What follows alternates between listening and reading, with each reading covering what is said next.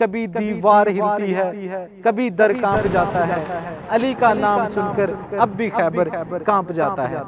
جب حضور نبی کریم صلی اللہ علیہ وسلم غزوہ احد میں زخمی ہوئے تو اس مقام سے حضرت علی جو ہے وہ آپ کے لیے پانی لے کے گئے تھے، تو یہ پیچھے میراث کا مقام ہے۔ شاہ ابرار، مکہ مدینے کے تاجدار، حضور نبی کریم صلی اللہ علیہ وسلم کے چچا ابو طالب کے فرزند ارجمند ہیں۔ عام الفیل کے 30 سال بعد، یعنی جب حضور نبی کریم صلی اللہ علیہ وسلم کی عمر 30 برس تھی، آپ 13 رجب المرجب کو مولا کائنات، شیر خدا، مشکل کشا حضرت علی کرم الوجہ الکریم خانہ کعبہ میں پیدا ہوئے۔ جس پہ فدا دہر کا ہر ایک ولی ہے علی علی۔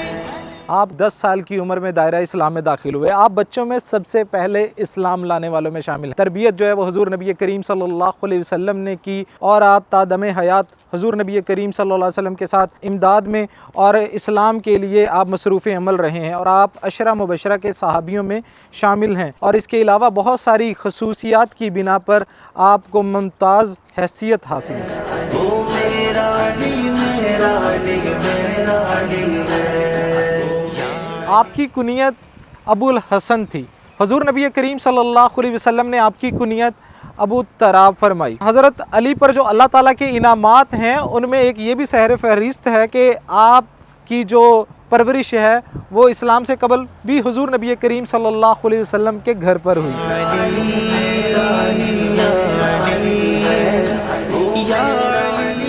حضرت عثمان غنی رضی اللہ تعالیٰ عنہ کی شہادت کے بعد تمام انصار و مہاجرین نے حضرت علی کرم الوجہ الکریم کے ہاتھ پر بیعت کر کے آپ کو امیر المومنین منتخب کیا۔ آپ 4 برس 8 ماہ 9 دن جو ہے وہ مسند خلافت پر جلوہ افروز رہے، اور اس کے بعد 18 یا 19 رمضان المبارک کو ایک خارجی خبیث نے آپ پر حملہ کیا، جس میں آپ شدید جو ہے وہ زخمی ہو گئے، اور 21 رمضان المبارک کو جو ہے آپ جام شہادت نوش فرما گئے۔ غزوہ خیبر وہ غزوہ ہے جس کو ہمارے سامنے نام لیا جائے یا جیسے ہی ہمارے ذہن میں یہ غزوہ آتا ہے تو ساتھ ہی ایک نام آتا ہے، وہ ہے حضرت علی کرم الوجہ الکریم کا۔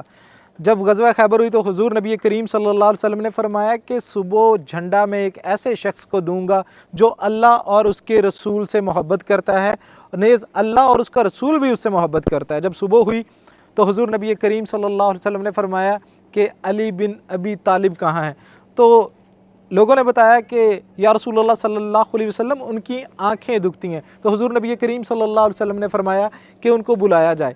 جب حضرت علی تشریف لائے تو حضور نبی کریم صلی اللہ علیہ وسلم نے ان کی آنکھوں پر اپنا لعاب دہن ڈالا، اور اس طرح سے لعاب دہن لگایا کہ حضرت علی فرماتے ہیں کہ جیسے اس کے بعد ان کو درد جو ہے وہ کبھی ہوا ہی نہیں ہے، یا درد ان کے ہے ہی نہیں ہے۔